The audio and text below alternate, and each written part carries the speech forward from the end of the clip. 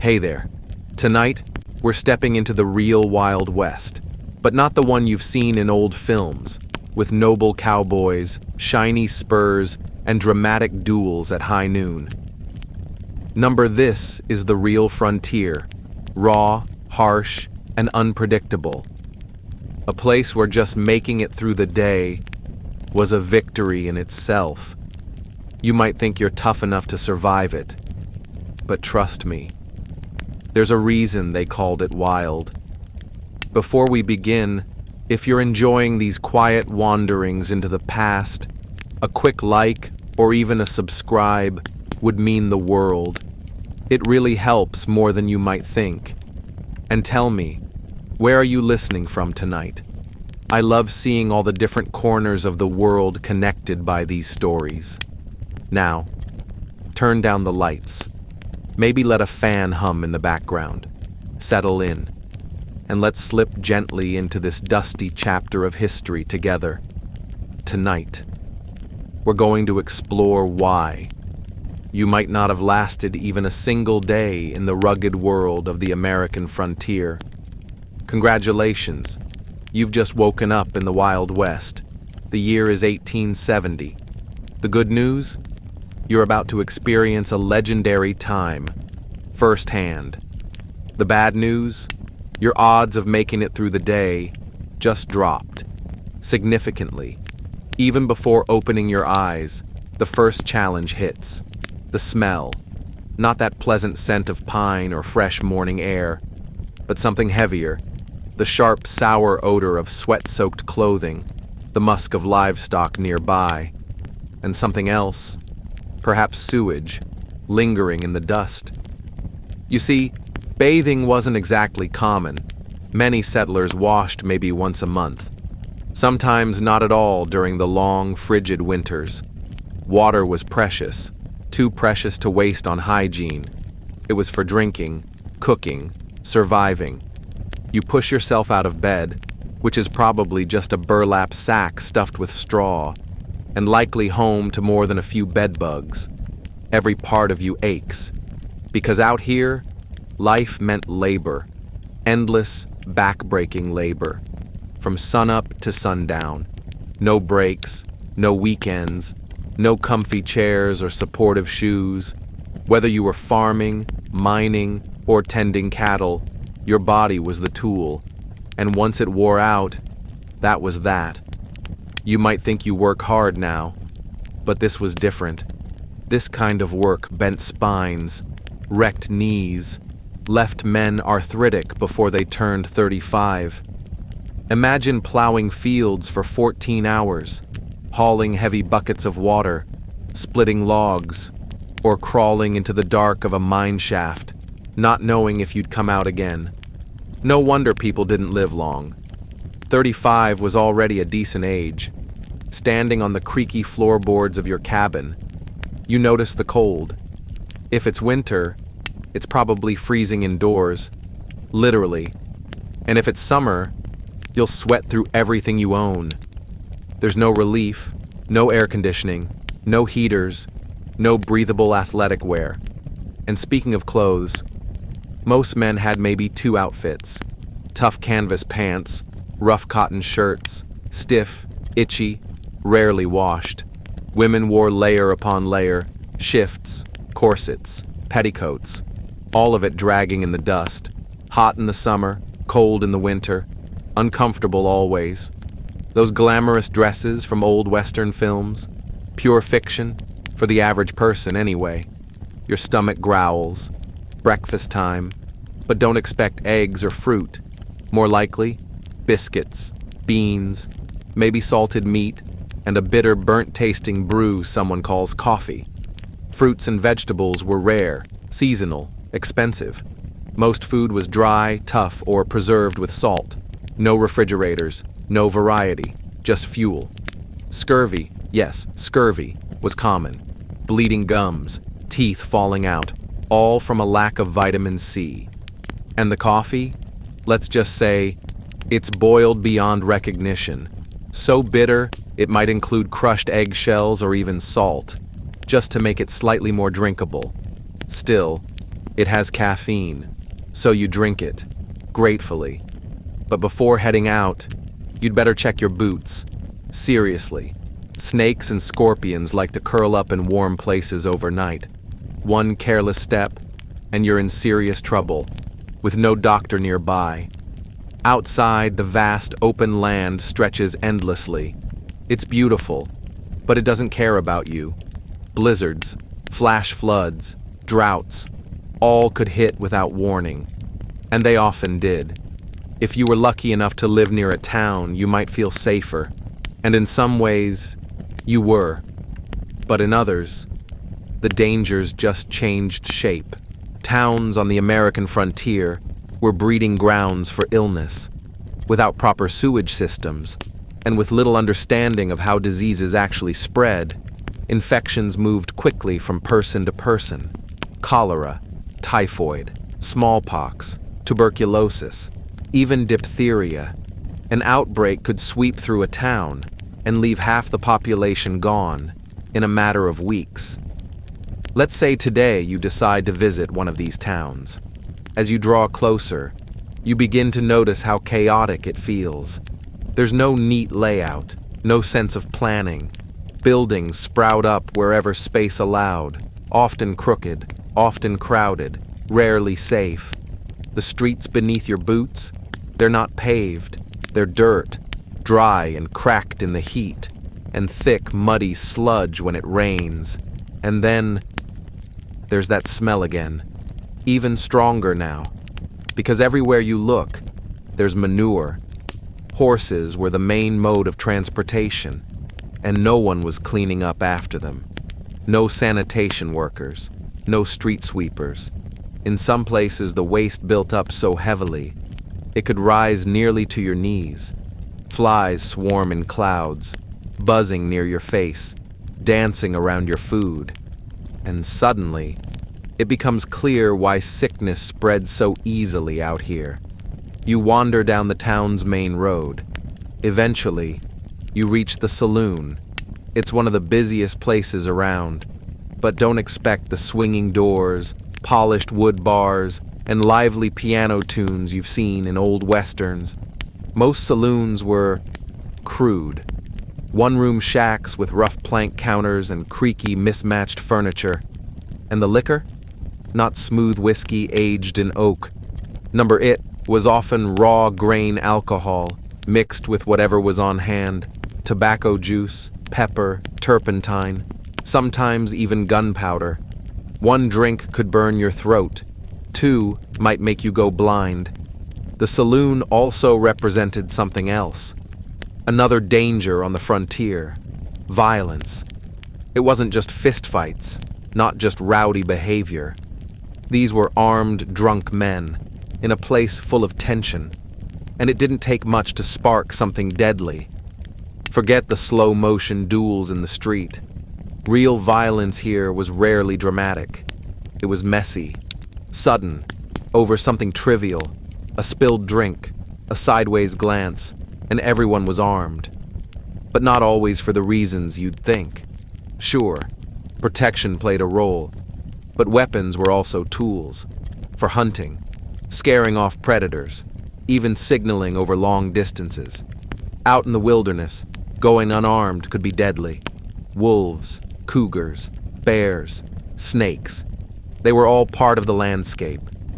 Interestingly, many towns had surprisingly strict gun laws.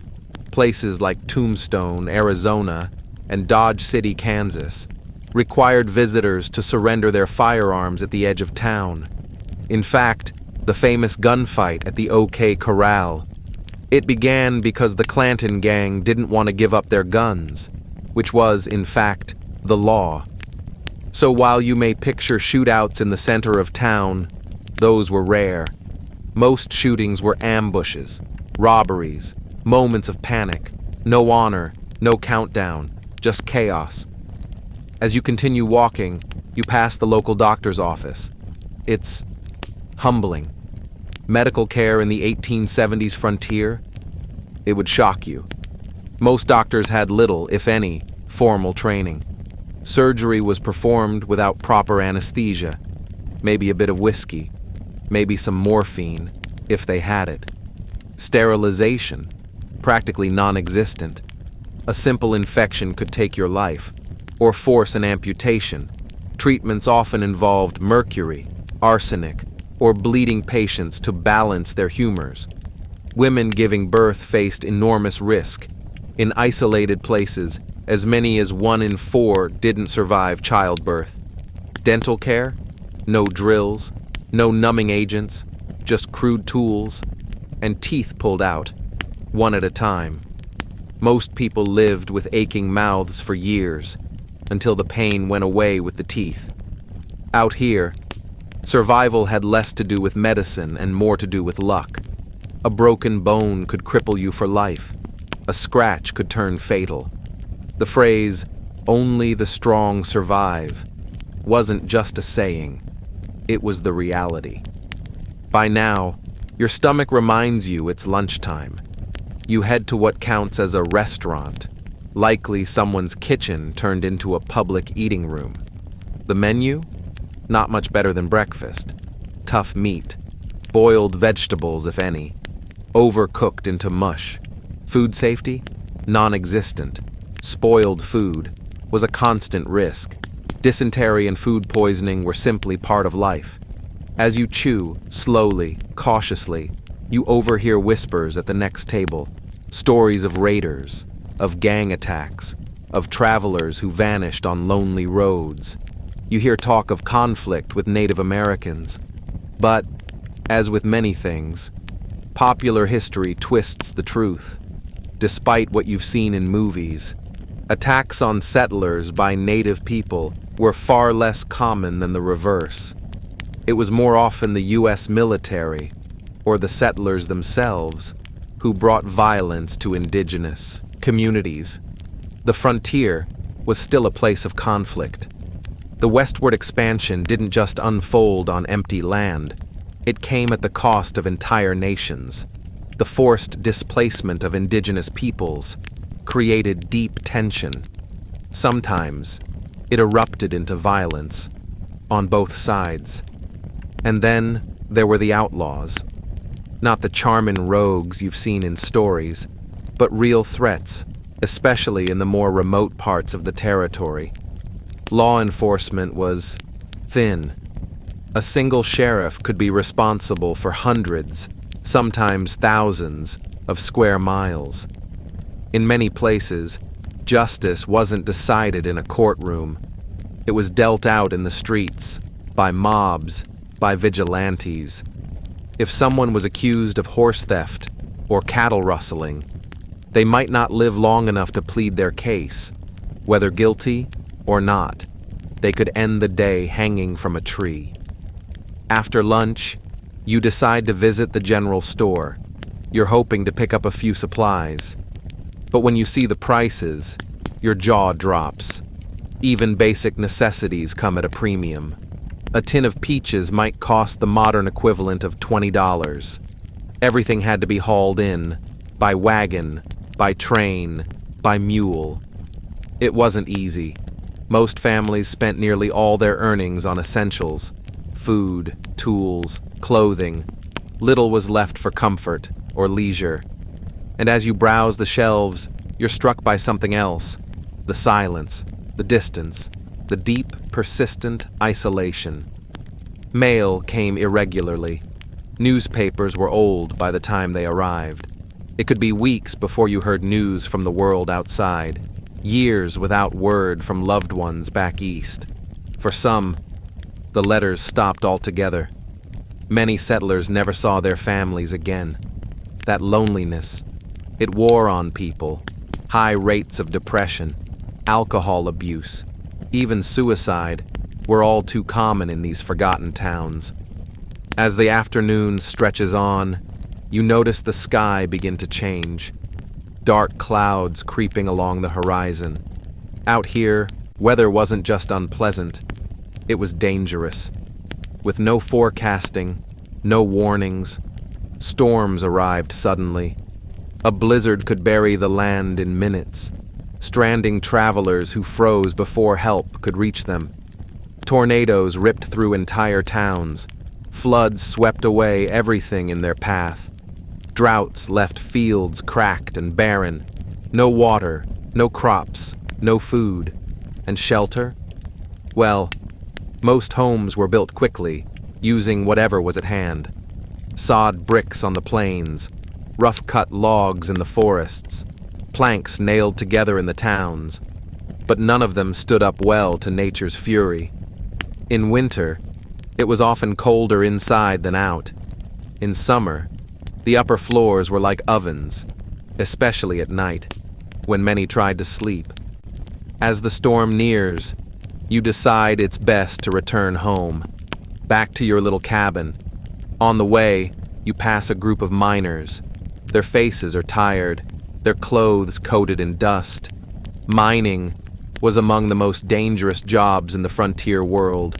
Cave-ins, toxic fumes, explosions from unstable powder. Accidents were common, deaths even more so. And even if you survived the work, there were long-term consequences. Black lung from the coal, mercury poisoning from the gold. But truthfully, no job was safe. Farming, blades, hose, equipment with no guards or safety switches. Ranching, massive, unpredictable animals. A single kick from a horse could end a life. Logging, one of the highest fatality rates of all. Falling trees, slipping saws, everything was risky. Whatever your profession, injury or death was always close. Much closer than in the world we know now.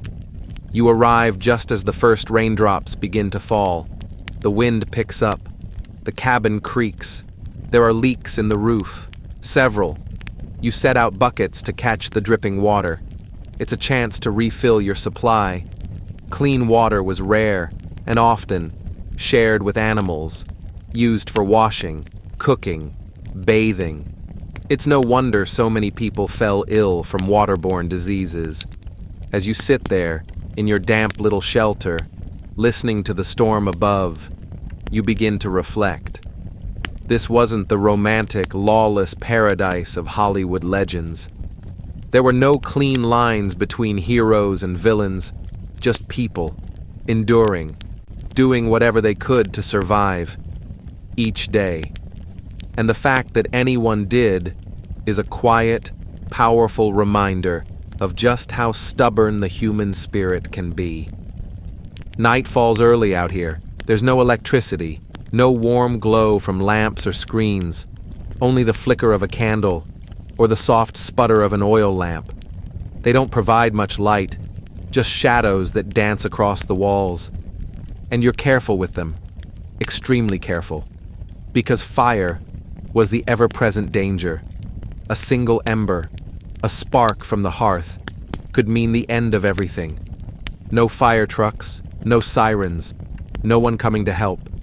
Entire towns burn to the ground, some more than once. You prepare for bed, exhausted. Your body feels like it's been wrung out. Every muscle aches. Your stomach churns from the unfamiliar food, and your mind is just so tired from the constant alertness. Living here means always watching, always listening. As you lie down, you wonder, will you wake up tomorrow? Or will you become just another forgotten name in this harsh land's brutal story? The wind moans outside your walls, a cold, low sound, a reminder of just how small and fragile we really are against the immensity of the wild.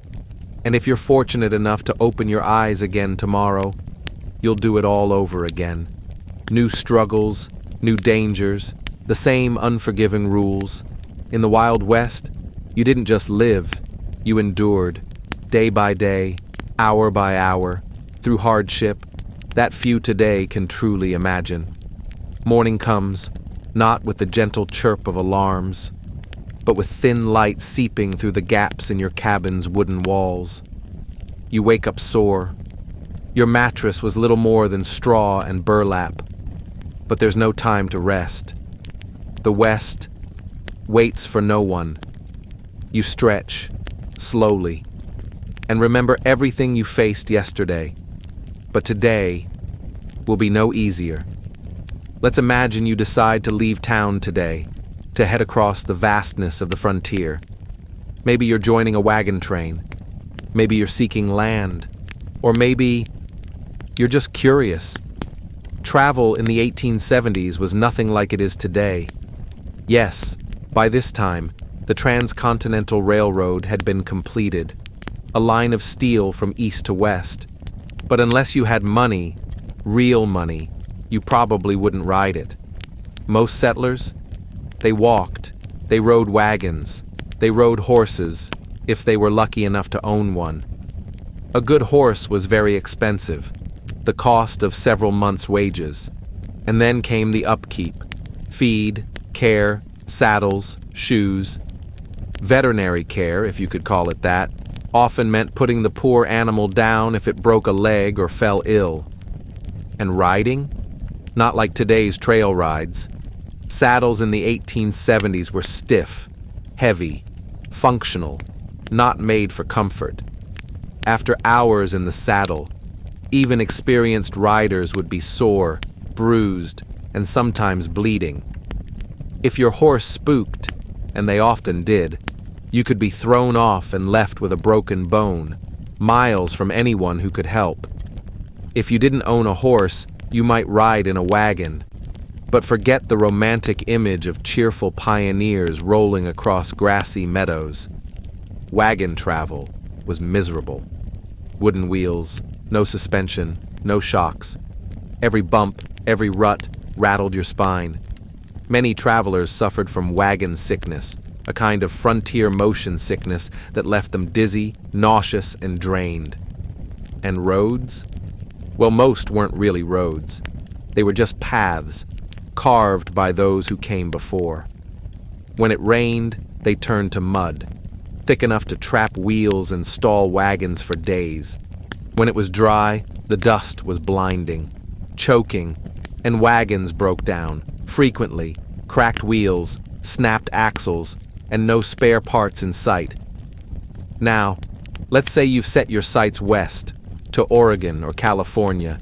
You've joined a wagon train on the famed Oregon Trail. This wasn't just a long journey. It was one of the most dangerous undertakings of the 19th century. Roughly 400,000 people attempted it, and about 1 in 10 didn't survive. That's 40,000 lives gone. The Oregon Trail earned a chilling nickname, the nation's longest graveyard.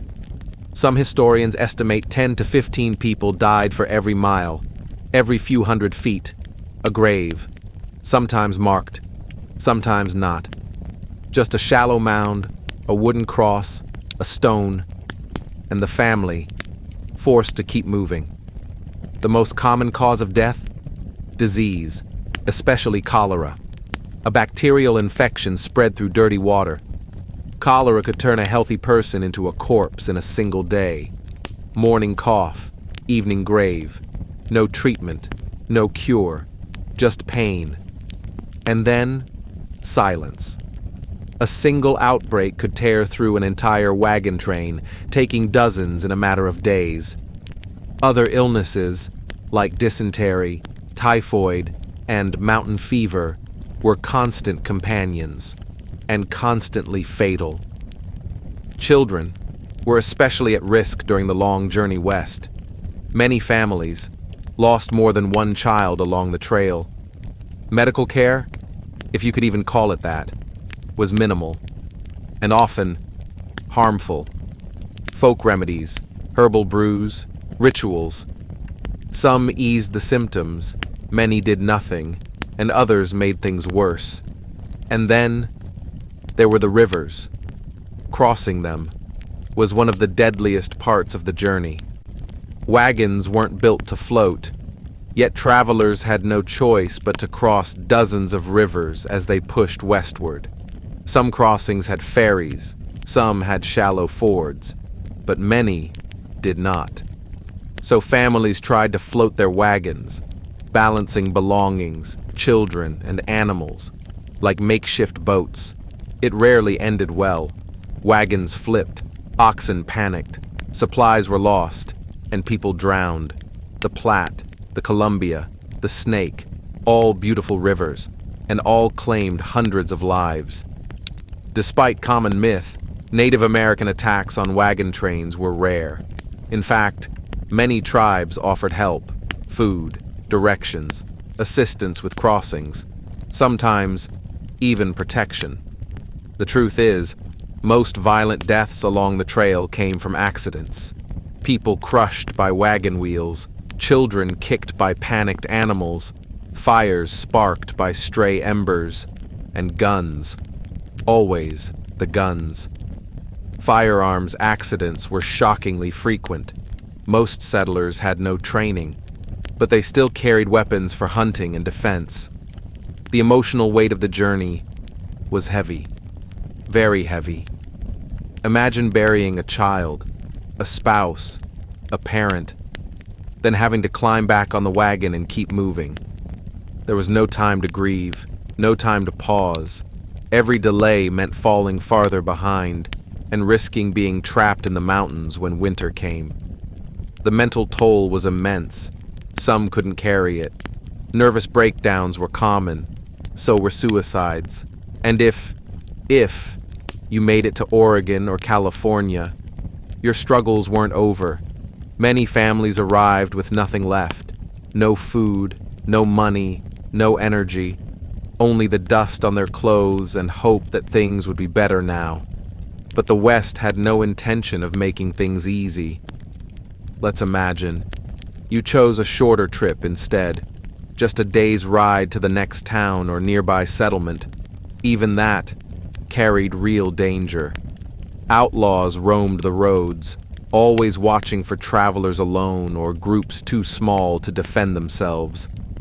Stagecoach robberies, while often exaggerated in fiction, did happen, and happened often enough to keep people uneasy. The land itself could betray you. Flash floods that swept away wagons and people, blistering desert heat that caused thirst to turn fatal, sudden winter storms that trapped and froze entire families. Some stories became infamous, like the Donner Party, lost, trapped, starving, forced to do the unthinkable to survive. Navigation wasn't easy. There were no GPS maps, no reliable signage.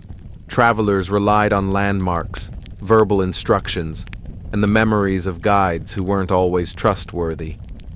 Take the wrong turn, and you might never return. Once supplies ran low, the wilderness didn't forgive.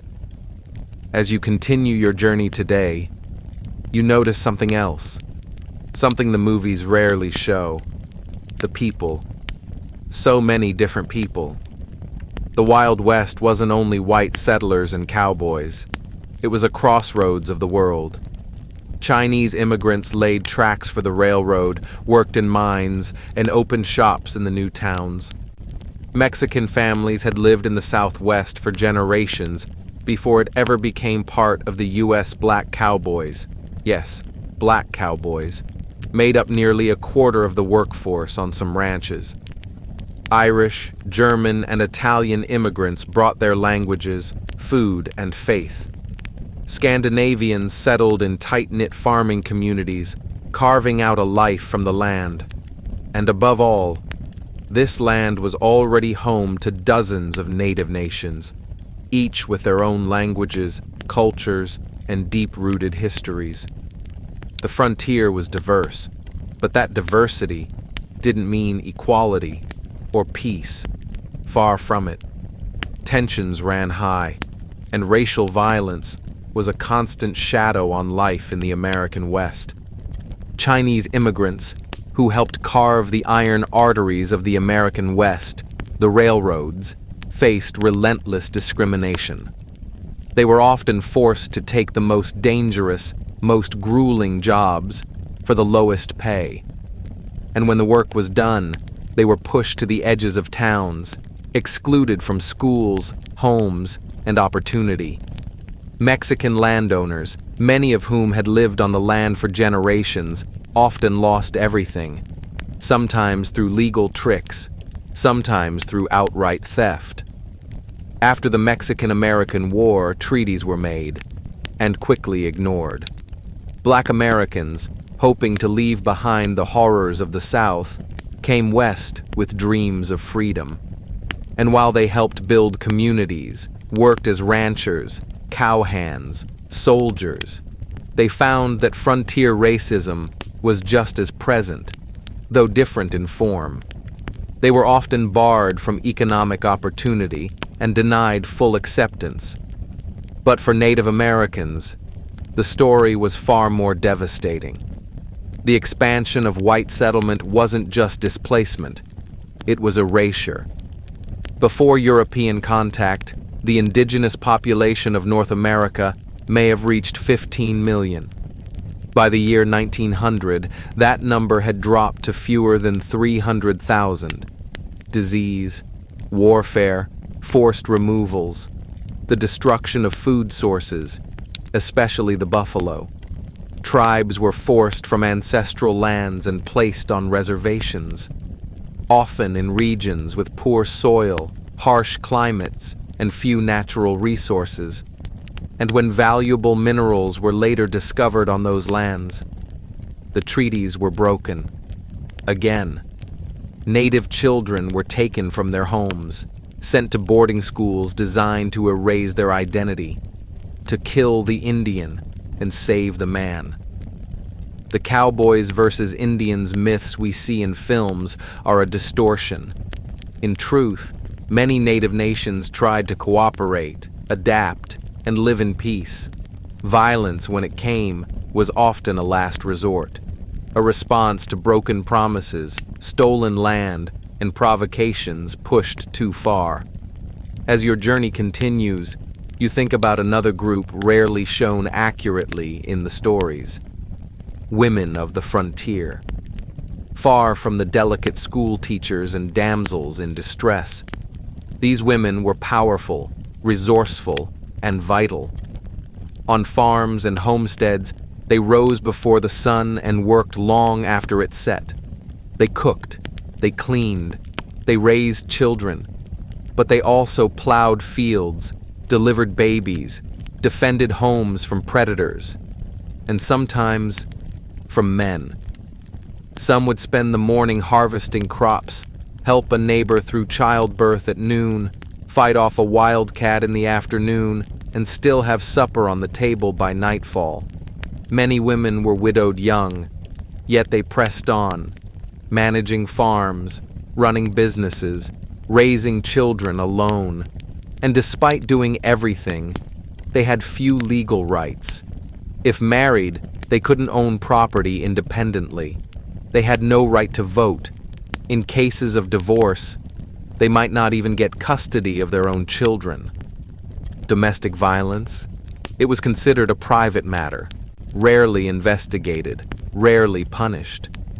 Unmarried women had limited choices. Teaching was one path, though poorly paid, and many were expected to leave the profession as soon as they married.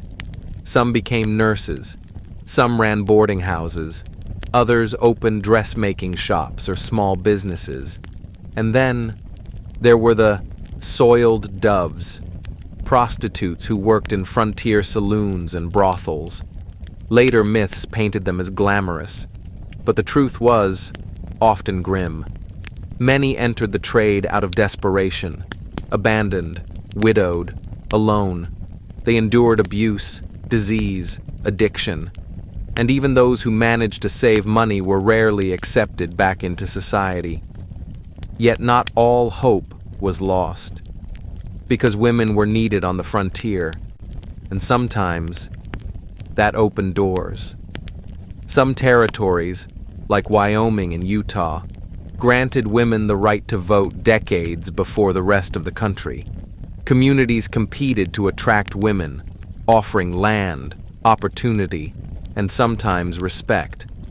As the day stretches on, you might begin to wonder, in this so-called lawless land, was there any law at all? The answer? It depended. In growing towns and cities, there were sheriffs, judges, courthouses, but in the wild stretches between them, there was often nothing.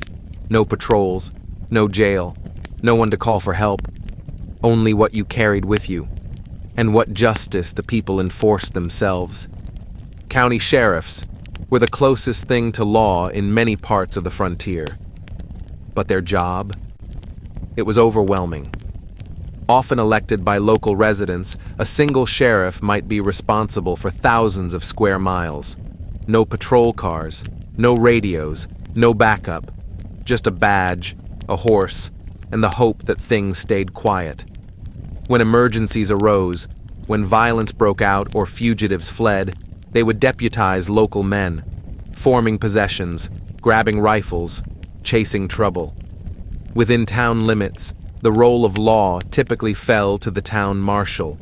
In larger towns, a few deputies might assist, but even then, pay was low, dangers were high, and not everyone who wore a badge did so for noble reasons.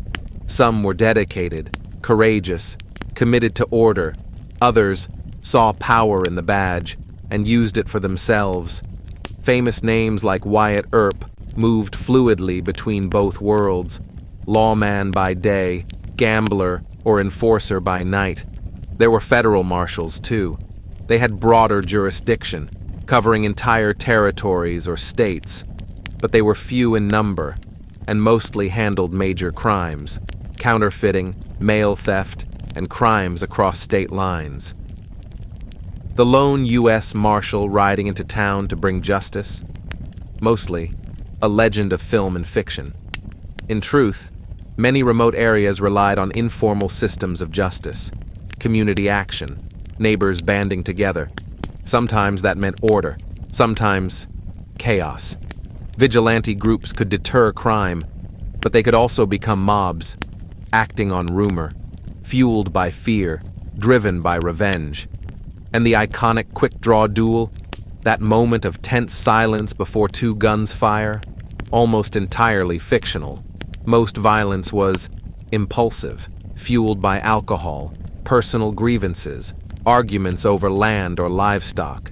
Shootings happened, yes, but they weren't choreographed duels. They were messy, sudden, and often fatal. Punishment in the frontier was swift and severe. Hanging was the usual sentence for murder, rape, and sometimes even theft, especially horse theft. Prisons existed, but conditions were brutal. Disease spread fast, fights broke out often, and many didn't survive incarceration long enough to serve their sentence. So communities often preferred a faster solution. No trial, just rope. As evening sets in, you begin to look for shelter. If you're lucky, you'll find a boarding house or hotel in the next town. But don't expect comfort. A typical room, a simple bed, possibly shared with a stranger, infested with bed bugs, a washstand, a single chair, and maybe a pitcher of water. The bathroom? An outhouse, shared by all, out back, cold in winter, wretched in summer. Privacy? Barely exists. Thin walls mean you hear every movement, every cough, every whispered word from the rooms beside you. And in busy seasons, sharing a bed was common, sometimes with someone you'd never met. Sheets were rarely washed. Lighting was dim. Only candles or oil lamps to push back the dark.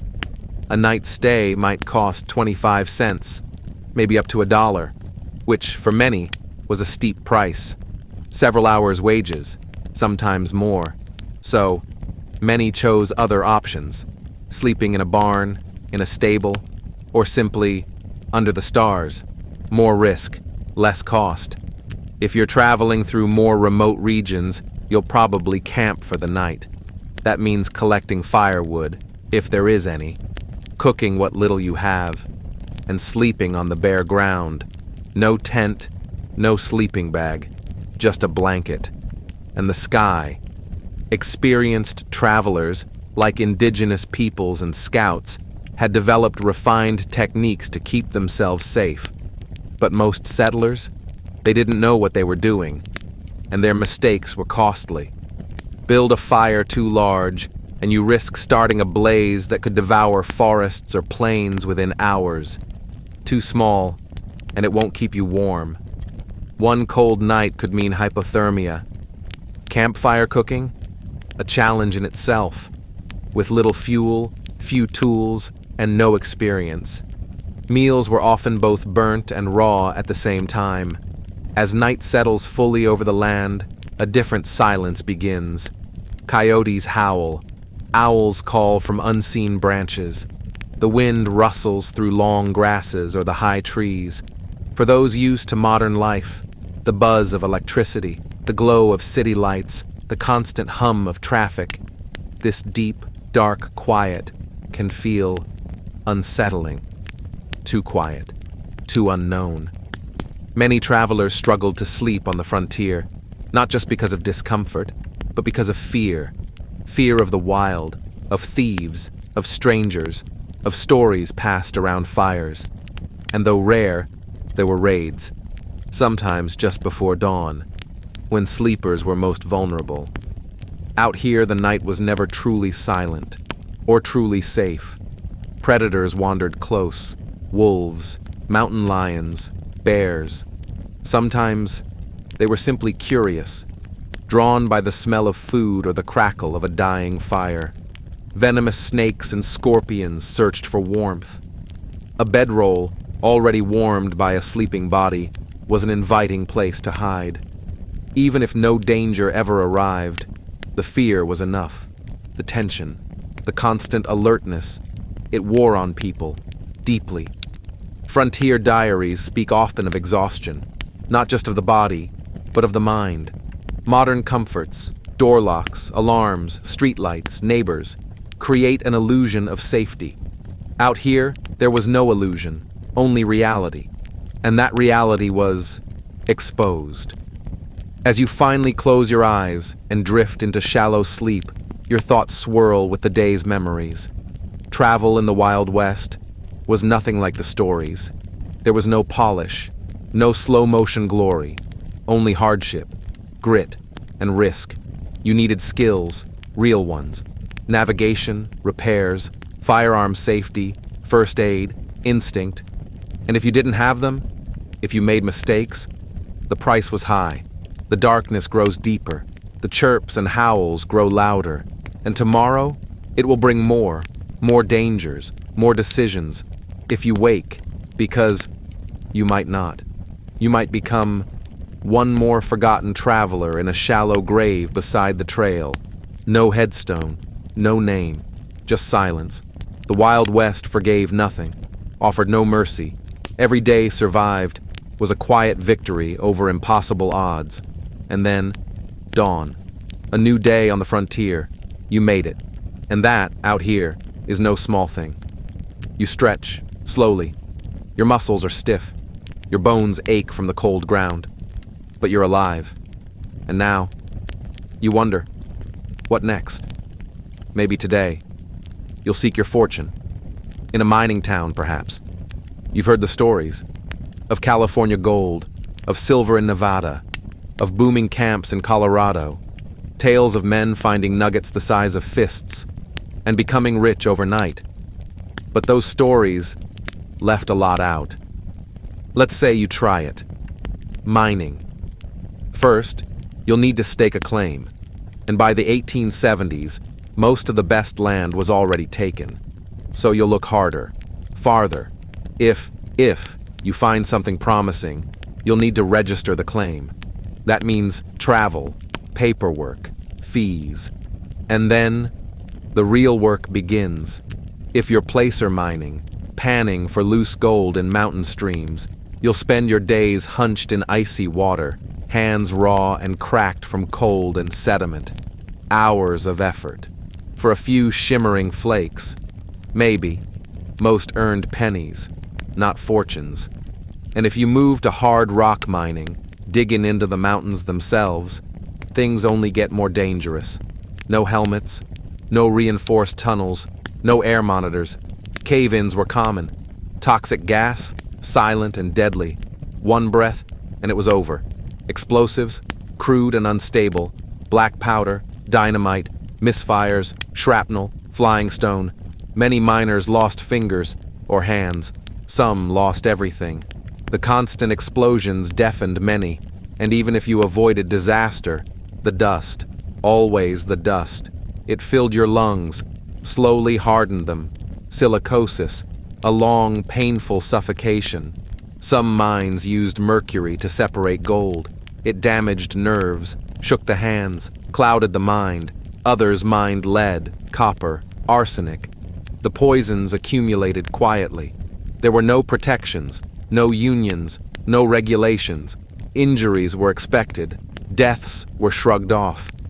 Mine owners focused on one thing only: production. If you were hurt, you might receive a bandage or a bottle of whiskey, nothing more. And if you couldn't work, you were replaced, just another casualty of the gold rush dream. A serious injury usually meant the end of the road for a miner. No disability benefits, no compensation, no second chances. If your body gave out, your livelihood vanished with it. So, what was the reward? What did all that danger, sacrifice, and back-breaking labor really get you? Despite the legends, the tales of lucky men striking it rich overnight, most miners barely earned enough to survive. By the 1870s, the vast majority no longer worked independently. They worked for companies, big ones, 10 to 12 hours a day, for maybe $2 or $3. Studies show that others in town, storekeepers, saloon owners, even prostitutes, often earned more than the men whose labor kept the whole town alive. And mining towns themselves, not the bustling, charming outposts of imagination, but chaotic, dangerous places, built fast, lived in hard. Picture it, a town filled with single men, engaged in dangerous labor, with little law, few families, and fewer rules. Alcohol flowed freely, and in vast quantities. Some drank to forget, others to pass the time. Many simply drank because everyone else did. Violence was part of the routine. Fights, stabbings, gunfire. Life was short, and people acted like it. Sanitation, almost non-existent. Human waste and garbage piled up in streets and waterways. No sewers, no drainage. Disease, typhoid, cholera, dysentery spread rapidly. In summer, the stench was overwhelming. Flies swarmed everywhere, carrying sickness from waste to food. Now, imagine you did find gold, actual, valuable gold. You'd still face one more challenge, turning it into money. Banking in the Wild West was primitive. In some towns, there were no banks at all, so miners carried gold dust, nuggets, even raw ore in their pockets, and that made them targets. Some saloons and general stores offered to buy gold, but always at low rates, taking advantage of men who had few options. And where banks did exist, they were loosely regulated, if at all. Failures were common. Overnight disappearances were not unusual. One day, your money was there. The next, the banker was gone. Without federal currency, paper bills were issued by individual banks, each with its own value, its own trust, or lack of it. Counterfeit notes circulated freely. Even skilled merchants were fooled. The safest money? Gold and silver coins.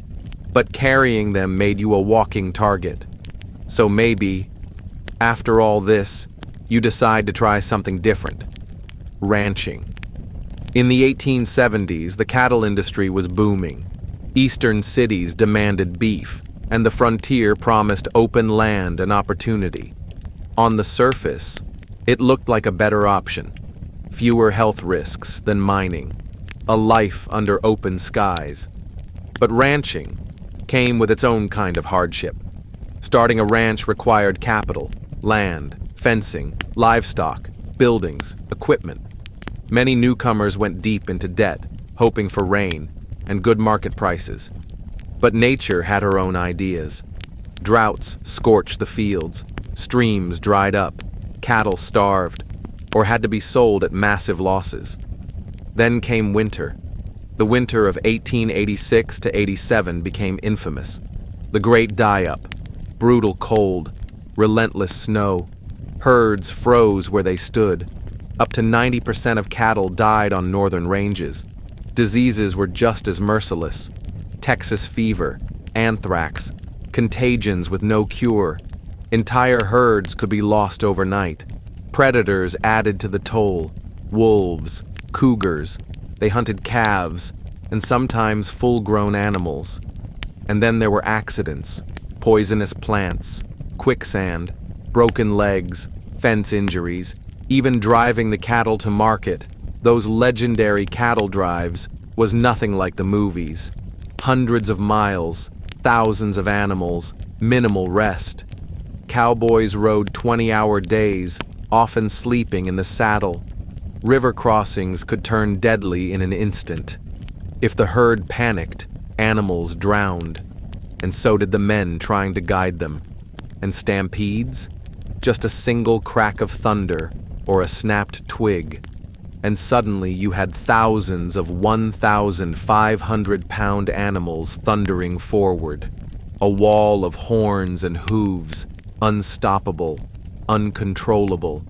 Cowboys caught in a stampede didn't stand a chance. The cowboy life, so often portrayed as free, adventurous, and noble, was anything but. In reality, cowboys earned about $30 a month for grueling, dangerous labor that lasted from sunup to long after sundown. Most were barely adults, teenagers often, boys from poor families, with nowhere else to go. A significant number were black, Mexican, or of mixed heritage. Many came west hoping for opportunity, and found instead a different form of discrimination. The food? Mostly beans, salt pork, biscuits, day after day. Fresh produce was rare, variety, almost non-existent. And medical care?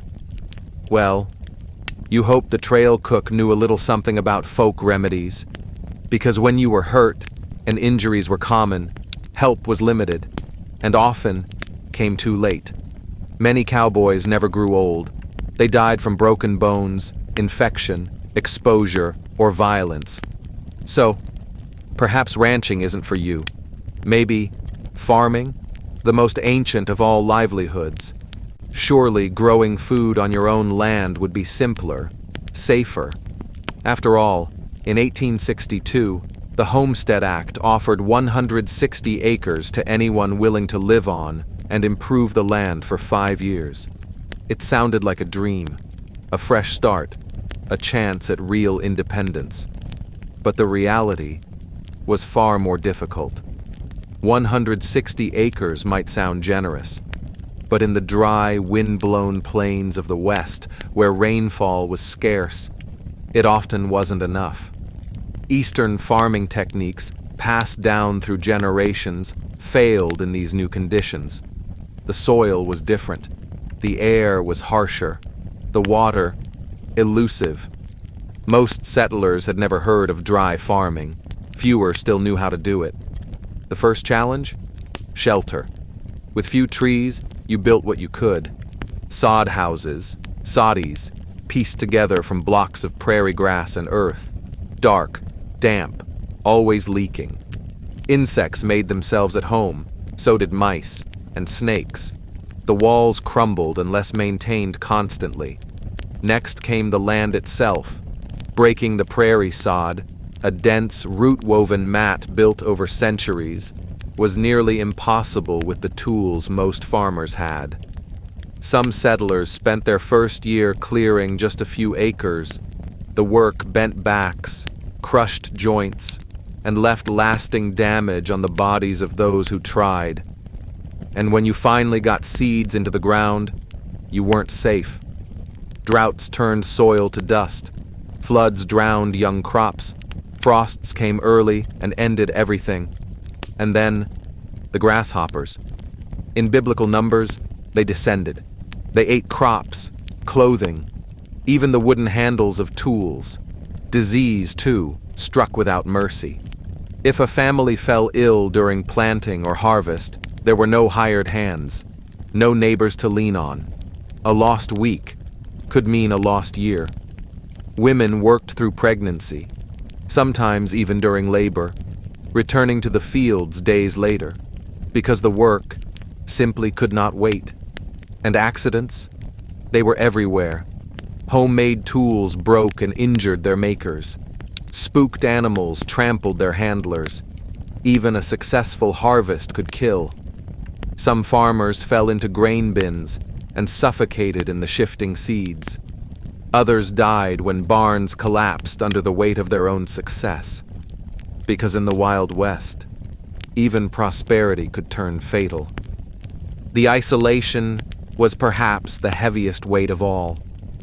Out on a frontier farm, neighbors might live miles away, a journey too far for frequent visits.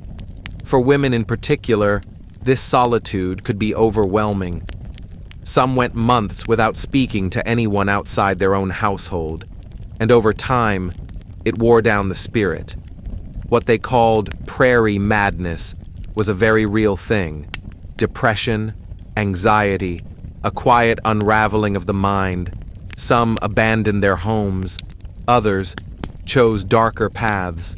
And for those who did manage to grow crops, to build something, new challenges still waited. Transporting goods to market was expensive and unreliable. Perishable food spoiled quickly. There were no refrigerated trucks, only time. Large agricultural corporations and powerful railroads used their influence to keep crop prices low and shipping costs high. Independent farmers were squeezed from both ends. By the 1870s, another path was emerging. Wage labor. Towns were growing. Industries were expanding. Maybe, just maybe, this offered more stability than the endless risks of farming, ranching, or mining. But even this came at a cost. There were no workplace protections, no safety protocols, no inspections. In factories, mills, and workshops, men and boys worked beside unguarded machinery. Injuries were common, fatalities more so. Construction workers climbed higher and higher with no harnesses, no ropes, no nets. Falls happened, often. Railroad work was especially brutal, laying track under punishing conditions, heat, dust, mountains. Men collapsed from exhaustion, from sunstroke, from explosives gone wrong. Chinese laborers, essential to the transcontinental railroad, were assigned the most dangerous tasks, including the handling of unstable dynamite to blast through stone. Workdays lasted 10 to 12 hours, 6 days a week. Wages were low, barely enough to live on. Child labor was widespread.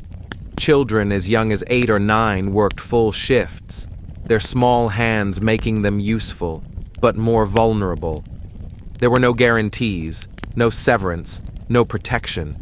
You could be fired at will, or not paid at all, and if you complained, you'd be blacklisted, marked as a troublemaker, unemployable anywhere else. In some regions, company towns dominated. Mining or lumber companies owned the houses, the stores, even the schools. Workers were often paid in scrip, company currency that could only be used at company businesses. Prices were inflated. Savings were impossible. It was a quiet form of debt bondage, difficult to escape. No matter the path you chose, mining, ranching, farming, wage work, life on the frontier reshaped you. One of the biggest shifts was how people related to time. Not clocks, not alarms, but light. Your day began at dawn and ended not long after sunset. Time was measured by what needed doing, not hours, but effort. Fields to be plowed, cattle to be herded, coal to be shoveled. During harvest or roundup, work lasted from first light to well after dark, for days, even weeks. Winter brought a kind of stillness, fewer demands, more waiting. But even then, life had its rhythm, its chores, its slow march forward. Punctuality, as we know it today, barely existed. There were few clocks, little reason to follow them. Morning, after dinner, before sundown. That was usually precise enough. As for leisure, it wasn't flashy, it wasn't loud. After a day of labor, most people had little energy left, so they gathered by the fire, told stories, played cards, listened to the wind. Music was a gift, when instruments and players were around. Fiddles, harmonicas, guitars. They brought rhythm to barn dances and quiet nights alike. Books were rare and treasured. A single volume might be passed from neighbor to neighbor until the cover wore away and the pages frayed. Sometimes read aloud to a group, sometimes in silence. Stories were shared, and in sharing, they endured. Newspapers, when available, were read slowly, and then read again. Every headline, every classified ad, every local notice. It wasn't just information, it was connection. A window, however small, to the wider world. Organized sports existed, though far simpler than today. Baseball was becoming popular, played with scrap equipment on dusty, uneven fields, horse races, wrestling matches, shooting competitions. More than games, they were tests of skill, of strength, of survival. Children played with what they had: tag, hide and seek, stickball fashioned from found objects. Imagination filled the gaps left by scarcity. Holidays were treasured, rare moments of joy. The 4th of July might bring picnics, parades, dancing under the stars. Harvest festivals marked the end of the year's hardest work, a celebration of endurance. Religious holidays gave both meaning and rest. They were sacred, not just spiritually, but emotionally. And now, as the day fades once again, you begin to reflect. Frontier life, in every detail, was harder, more dangerous, more demanding, less forgiving. To survive out here, you needed a kind of strength most modern people are never asked to develop. Extraordinary endurance, hands-on skills, and a mental toughness honed by loss, weather, and repetition. Darkness returns, and so does the silence. No cars, no buzz of electricity, no glowing screens, just the wind, the insects, the faint call of a night bird in the distance. It's a deep, ancient quiet, one that modern ears barely recognize, sometimes peaceful, sometimes unsettling. And as you lie beneath the vast sky, you ask yourself quietly, would I have lasted? Not just for a day or a week, but for years, for decades. The people who shaped this land, for better and for worse, were not storybook heroes. They were human, tired, flawed, brave, desperate, resilient. They faced challenges few of us can imagine with the tools and knowledge they had. They endured, sometimes thrived, sometimes broke. Their story, stripped of myths, is one of sheer human persistence. And yet, there were beauties too. As the cool night air wraps around you like a blanket, you look up, and what you see is breathtaking. The Milky Way stretches across the sky, clear, enormous, unpolluted. A shimmering reminder that this same sky has watched over generations before you. It's a gift the people of the frontier knew well, and one most of us have lost. Morning comes again, and with it, hunger. A constant presence in frontier life. Food in the 1870s was not variety or convenience. It was effort and timing and patience. Game was still plentiful in some areas: deer, elk, rabbits, wild birds. But hunting took time and ammunition, both of which were precious. During the busiest seasons, many settlers simply couldn't spare either, so they relied on staples: beans, corn, pork, high in calories, low in joy, fresh fruits and vegetables, only when the season allowed. A few months at best. Winters were barren. and the body paid the price. Scurvy, a disease from lack of vitamin C, bleeding gums, loose teeth, aching joints, and eventually, death. They knew the signs, but they had no real way to stop it, because life here didn't allow for ideal nutrition.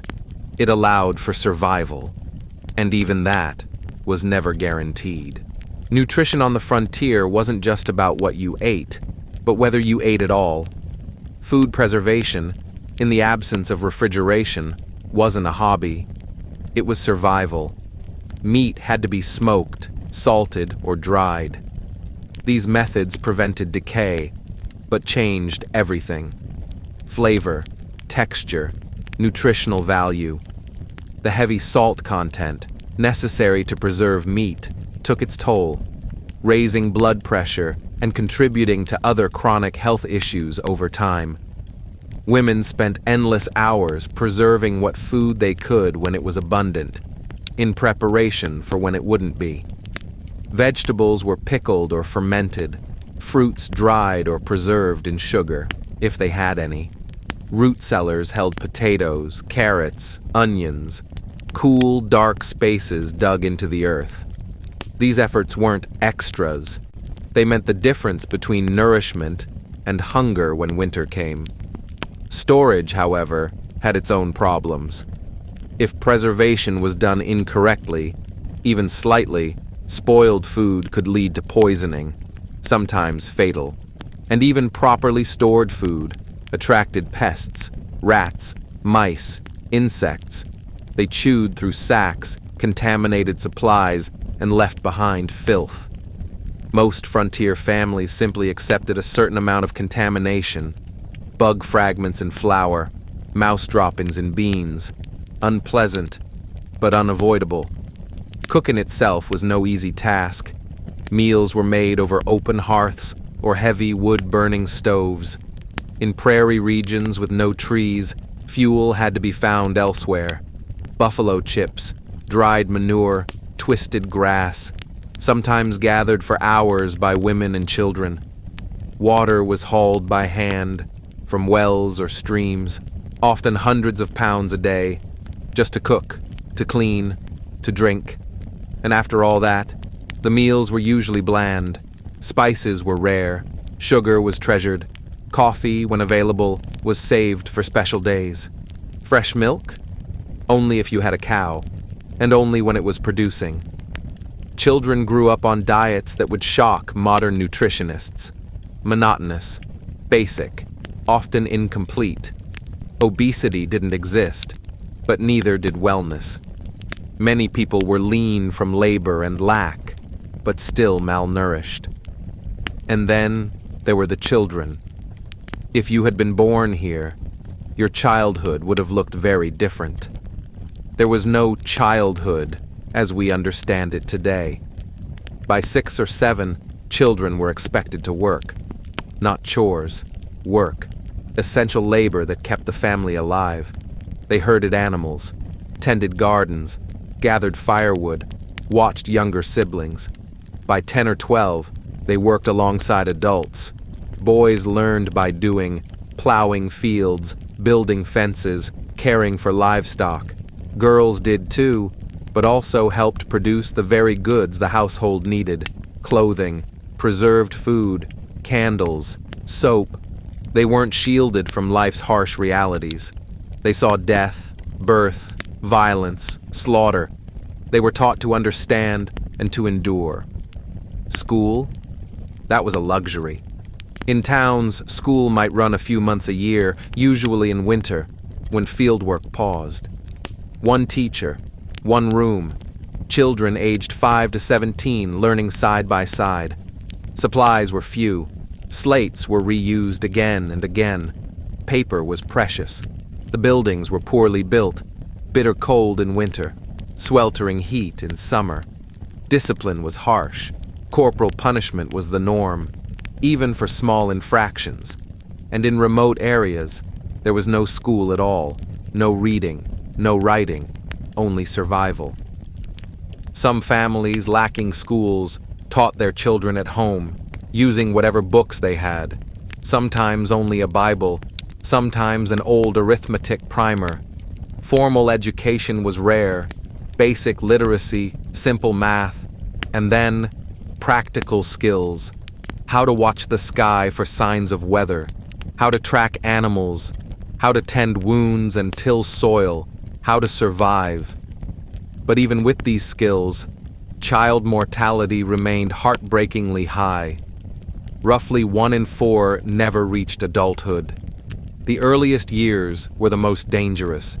Diseases that today are routine to treat or prevent, measles, diphtheria, scarlet fever, whooping cough, could kill a child in days.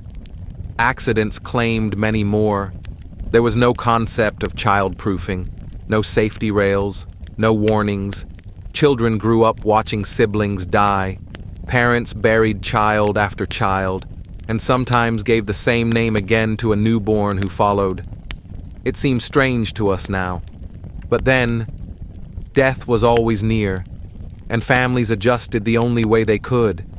Nowhere is the distance between then and now more clear than in medicine. If you fell ill or were injured in the 1870s West, your experience would be nearly unrecognizable to someone today. Doctors were scarce, in some places, non-existent. Those who did practice often had limited training, a brief apprenticeship, a few months at a small medical college, sometimes less. Their methods?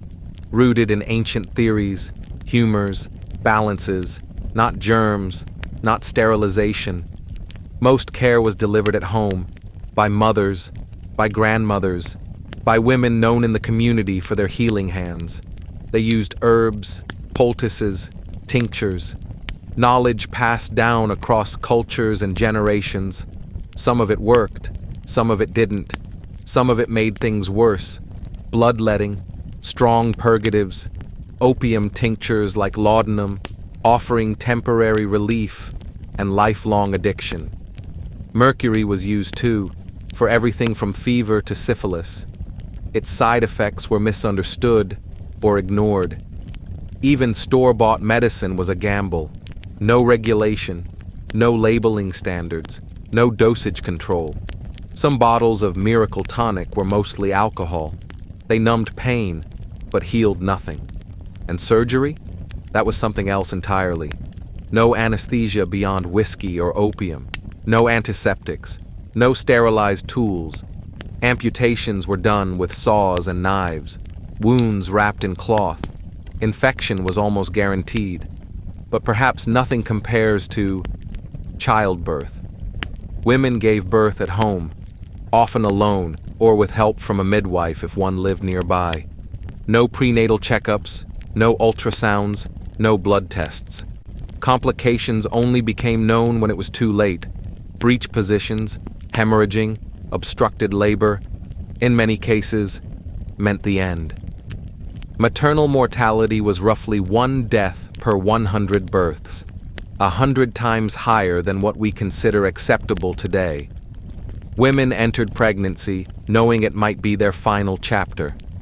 Men's journals from the time mention it often: the grief of losing wives, the burden of raising children alone, the quiet heartbreak buried just beneath the surface.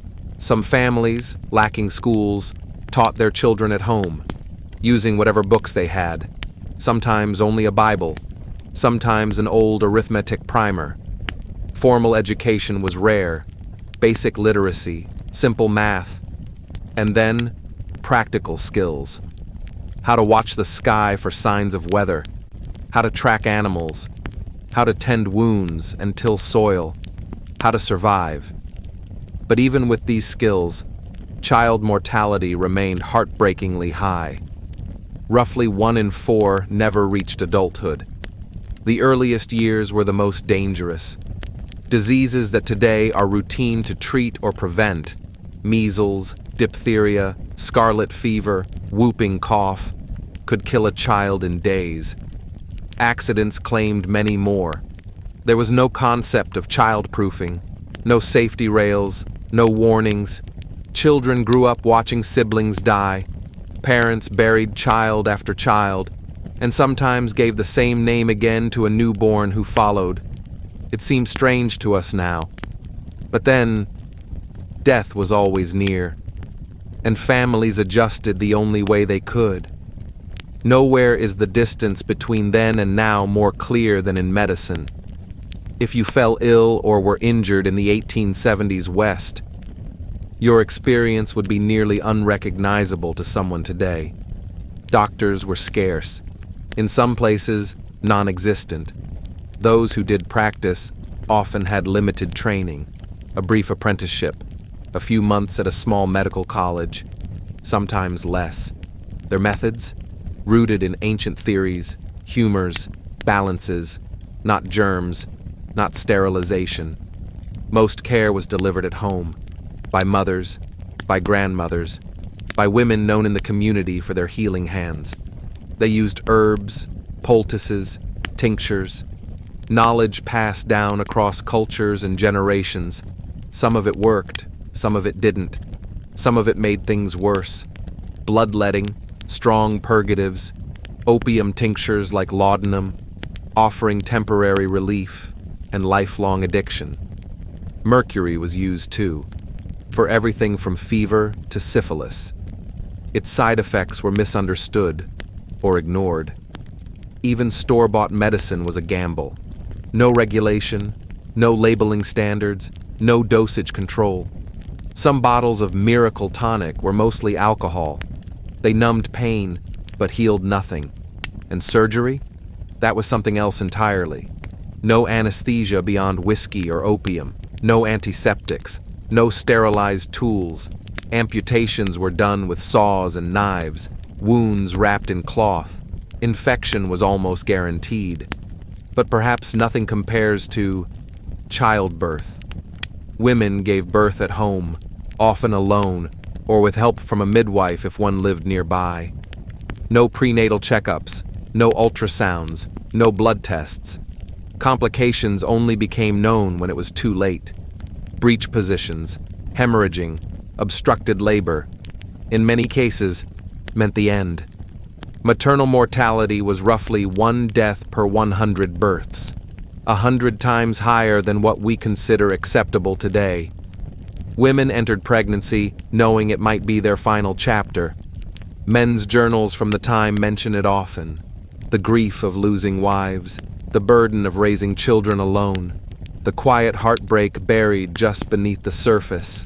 The toll on health, physical and mental, was relentless. Poor nutrition, backbreaking labor, little to no preventive care, primitive, often dangerous treatments. Frontier communities had health outcomes more comparable to modern developing nations than to contemporary America. Life expectancy at birth? Less than 40 years. And if you survived childhood, chronic illness likely awaited you in your 50s, if you lived that long. But beyond the physical hardship, there was something else, something quieter, harder to measure, but just as damaging. Isolation, profound, bone-deep disconnection.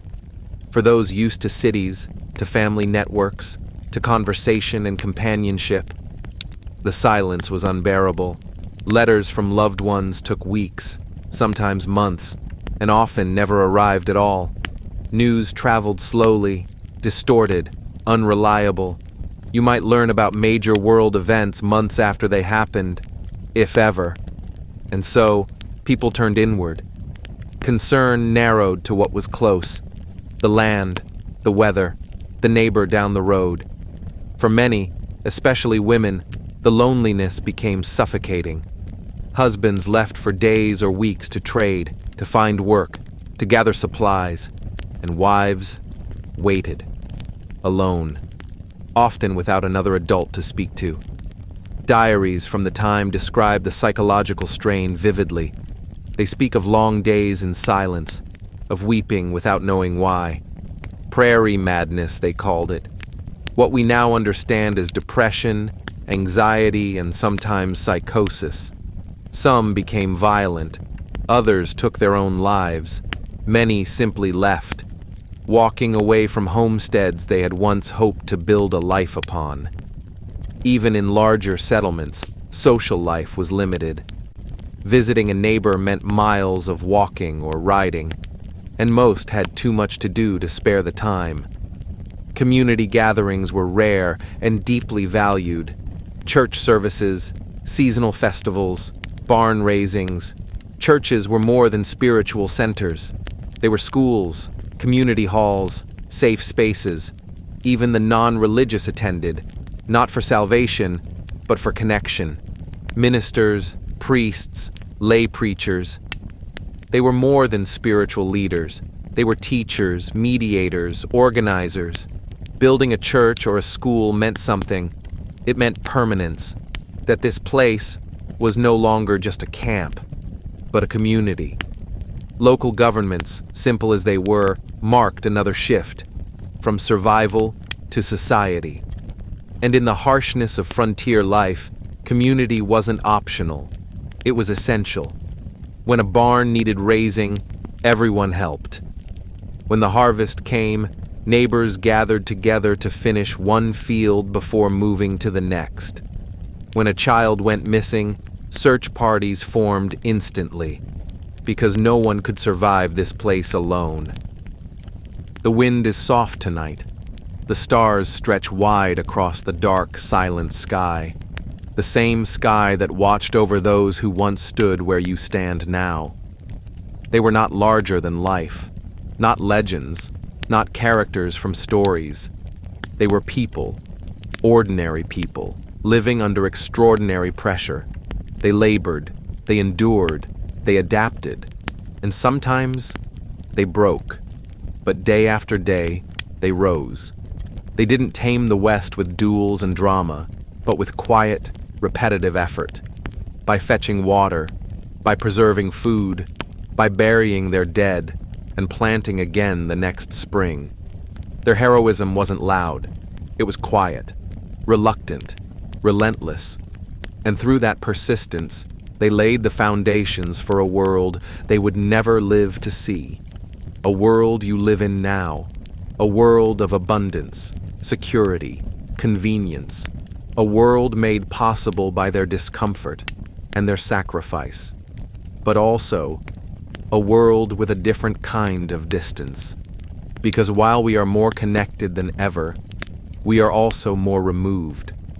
Removed from the rawness of life, from the weight of necessity, from the silence that once filled the nights. So now, as the last embers of your imaginary campfire flicker and the wind moves gently through unseen grass, you're left with a question. Could you have survived here? Would you have lasted through one long winter, or a flood, or the quiet heartbreak of a letter that never came? Would you have stayed when the loneliness set in, or turned east, back towards certainty? The people of the frontier didn't choose hardship. Most didn't chase glory. They chased land, or freedom, or just a chance. They were shaped by the land, scarred by it, sustained by it. And when they looked up at the stars, the same stars you see now, they didn't see history. They saw tomorrow. For native nations across the West, the arrival of settlers was not just a migration. It was an apocalypse. More than physical displacement.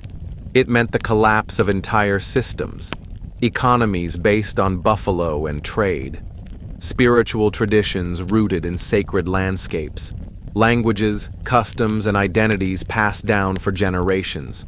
Early contact had moments of cooperation, trade, diplomacy. But by the 1870s, most indigenous peoples faced impossible choices: assimilation, confinement, or resistance. The reservation system itself was not just relocation, it was erasure. Children were taken from families, sent to boarding schools. Their hair was cut, their languages forbidden, their religions mocked or banned. As Captain Richard Pratt infamously said, "Kill the Indian, save the man."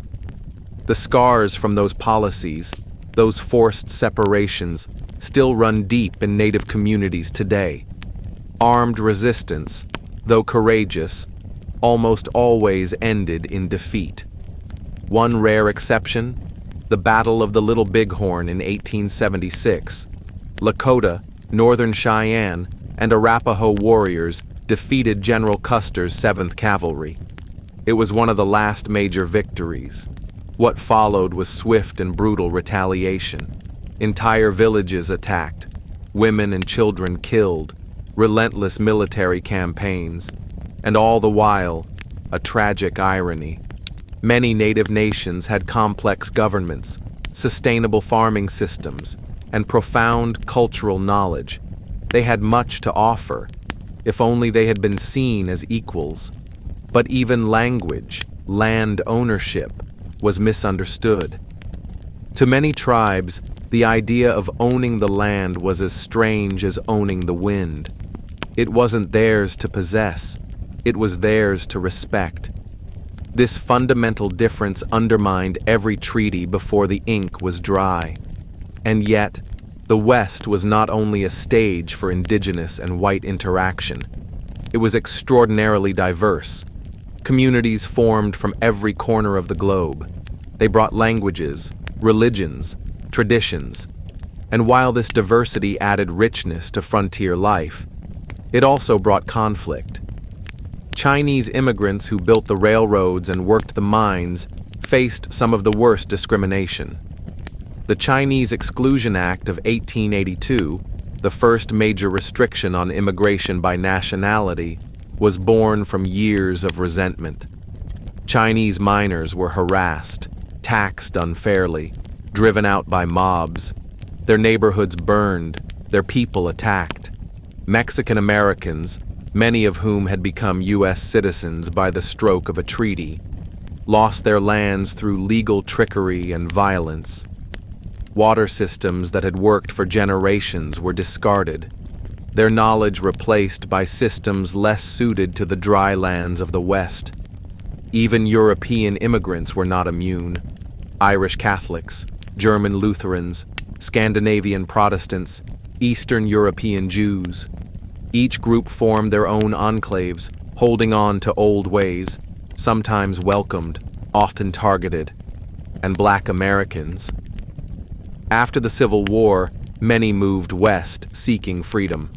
Some became cowboys, a quarter of the workforce on many cattle drives.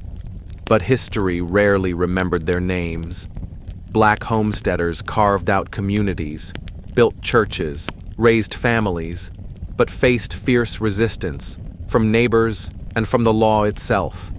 And so, the true story of the West is not a myth of unity, nor a clean melting pot. It is a story of contrast, of parallel lives, of power and loss. Some cultures endured, others were silenced. Some voices grew louder, others faded into whispers. And yet, within the struggle and noise, people kept living, building homes, raising children, finding moments of joy in music, story, and starlight. And so, as the dust settles on the last chapter of your journey, you find yourself standing not in the wild, but in something new, a place between what was and what would come. The West, once raw and untamed, was transforming. The solitary miner gave way to the corporation. The family homestead bowed before industry. The roaming cowboy now followed fences, not freedom. Railroads carved steel paths through isolation. Brick replaced timber. Church bells replaced silence. What had once been wild was now ordered. The people who came for freedom faced rules. The ones who came for space faced cities. And the ones who could not adapt moved again, westward still, until there was nowhere left to go.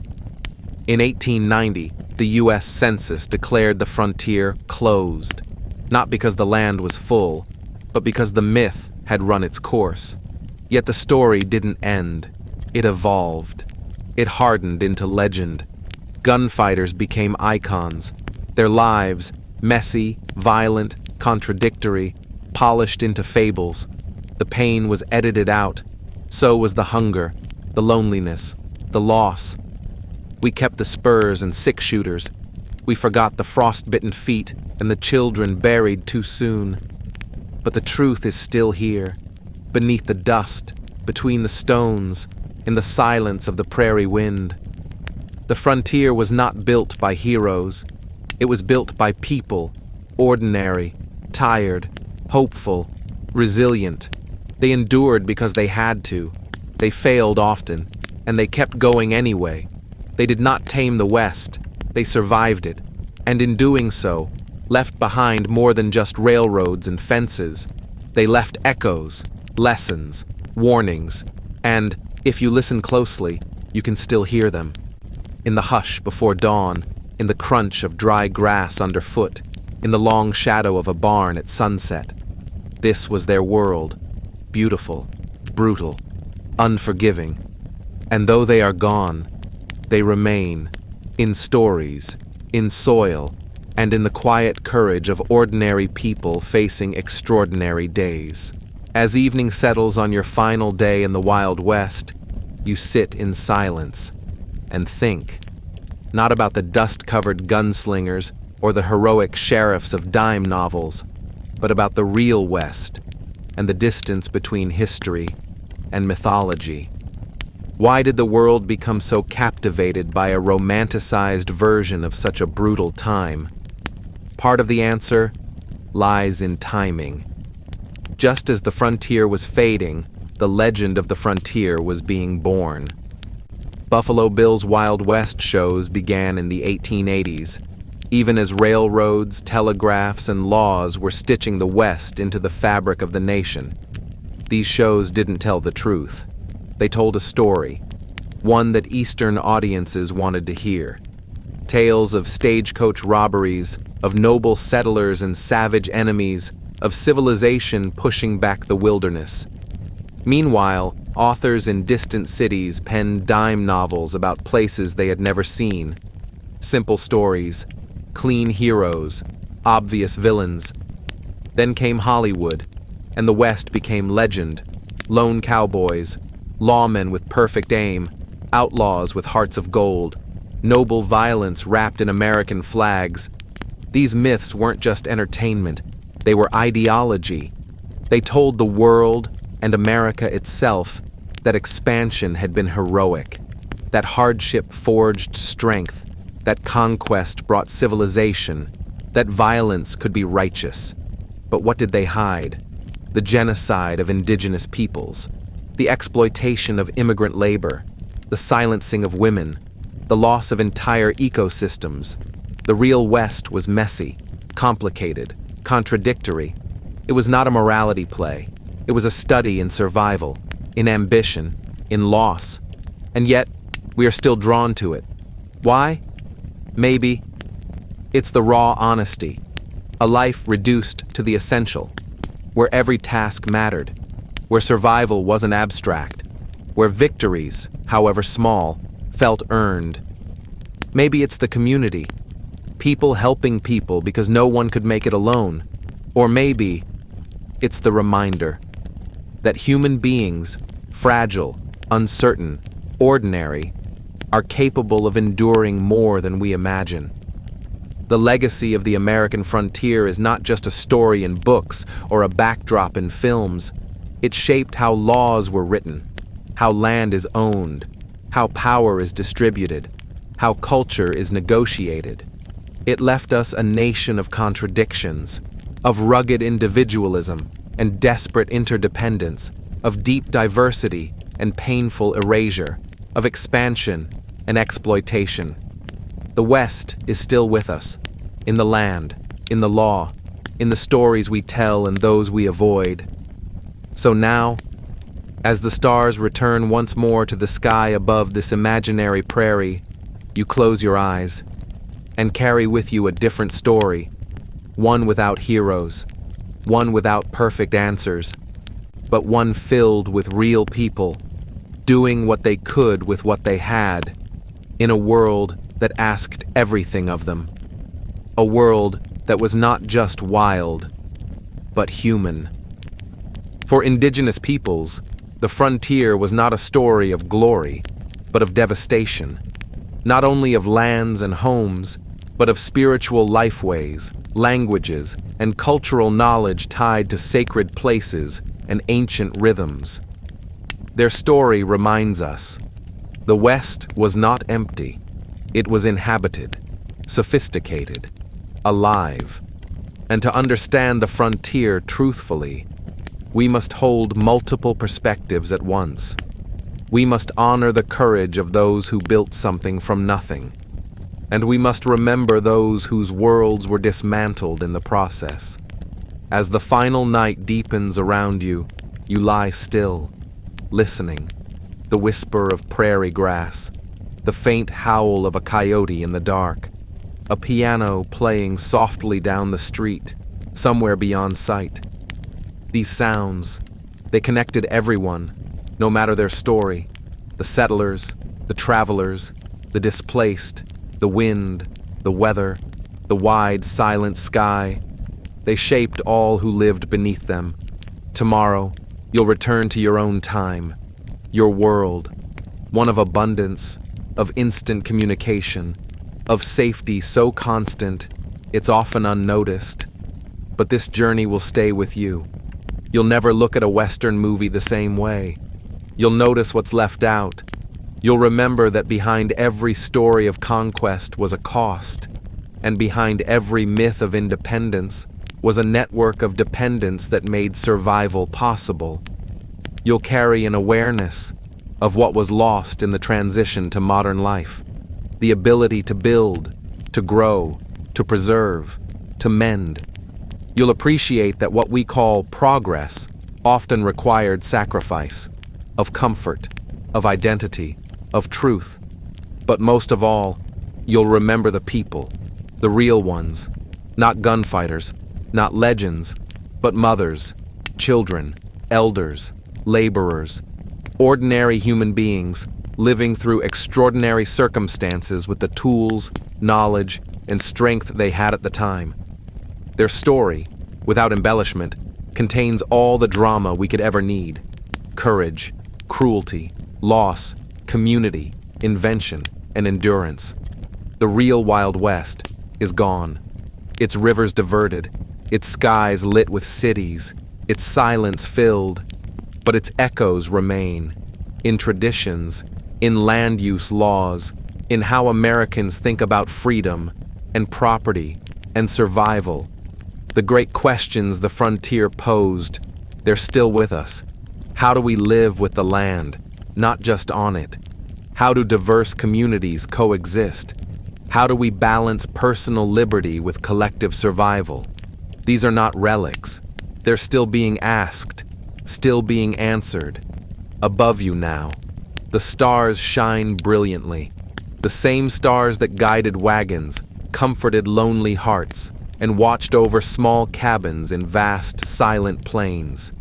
You feel it, a connection across time, to the child who walked miles to fetch water, to the woman who gave birth alone in a sod house, to the man who buried his third child in the frozen ground, to the grandmother who hummed old songs in a new land, to the elder whose tribe disappeared from the map, but not from memory. For one fleeting moment, you share their world, a world of hardship and awe, of cruelty and kindness, of endurance and moments of transcendent beauty. Sleep comes at last, and with it, a dream of the real West. Not the one told in songs and stories, but the one built by hands, shaped by wind, and remembered by stars. A place where human fragility and resilience stood side by side against the edge of the unknown.